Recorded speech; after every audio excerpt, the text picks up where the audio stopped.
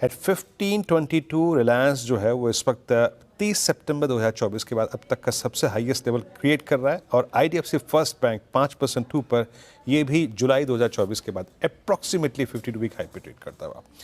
क्या है वजह? हाउस व्यूज रिलायंस पे और आईडीएफसी फर्स्ट बैंक पे क्या है, ये समझते हैं श्रेया से। श्रेया, एग्जैक्टली दोनों पे एक करके बताइएगा हाउस व्यूज क्या है और किन पॉइंट्स पर उन्होंने फोकस किया है, क्या टारगेट?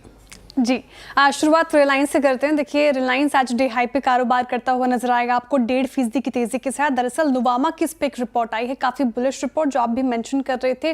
बाय की कॉल उनकी तरफ से आ गई है। टारगेट प्राइस 1801 रुपए प्रति शेयर का रख दिया है, यानी कि जिस मार्केट प्राइस पे अभी है ये, वहां से 20% का अपसाइड पोटेंशियल रिलायंस में नुवामा को नजर आ रहा है। क्या मानना है नुवामा का? तो फर्म कह रहे हैं कि बाजार की जानकारी के मुताबिक रिलायंस अब अपनी सोलर मॉड्यूल को बाहर बेचना शुरू कर दिया है, जो कि पॉजिटिव ट्रिगर है और इससे कंपनी के फाइनेंशियल ईयर 25 में मुनाफे में 5-6% की बढ़ोतरी हो सकती है। साथ ही कंपनी के हेट्रो जंक्शन सोलर मॉड्यूल की बात करें तो हेट्रो जंक्शन सोलर मॉड्यूल जो बाजार में पहले से सोलर मॉड्यूल मौजूद है टॉपकॉन्स, उसके मुकाबले 5% ज्यादा दाम है उसका, क्योंकि एफिशिएंसी हेट्रो जंक्शन मॉडल की ज्यादा है। 23.1% इसकी एफिशिएंसी है, जो कि एक पॉजिटिव ट्रिगर है। साथ ही मॉड्यूलर सेल क्षमता की बात करूं तो 10 गीगावाट की क्षमता है इसकी और इससे कंपनी को 3800 करोड़ का फायदा होगा। कमाई की उम्मीद है फाइनेंशियल ईयर 25 में रिलायंस की। अगर कंपनी आगे चलकर वेफर और पॉलीसिलिकॉन जैसे हिस्सों में भी एंट्री लेती है तो ये भी फायदे मंद साबित हो सकता है रिलायंस के लिए।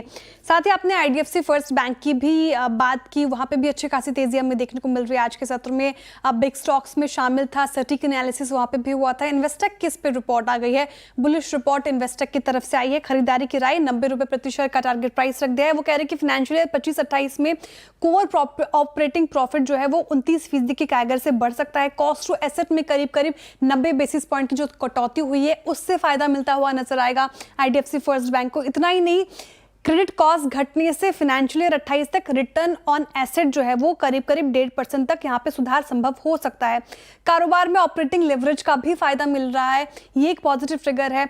एसेट और दूसरी ओर लायबिलिटी में मजबूत रियलाइजेशन का भी फायदा मिलता हुआ नजर आएगा, जो कि आईडीएफसी फर्स्ट बैंक पर आज एक्शन देखने को मिल रहा है। स्टॉक 4% से ऊपर है और करीब यहाँ पे अच्छा एक्शन देखने को मिल रहा है। तो ये दोनों ही हाउस व्यूज इस पर और दोनों ही ब्रोकरेजेस रिपोर्ट काफी बुलिश। जय श्रेया, शुक्रिया पूरी बातचीत के लिए। तो रिलायंस और आईडीएफसी फर्स्ट बैंक और most specially Reliance day high पे ट्रेड करता है। बट याद रखिएगा ये हाउस व्यूज हैं, कंस्ट्रक्टिव पॉजिटिव व्यू एक्सप्रेस किया गया है और इस कार्यक्रम में बातचीत भी काफ़ी हुई है इस पर।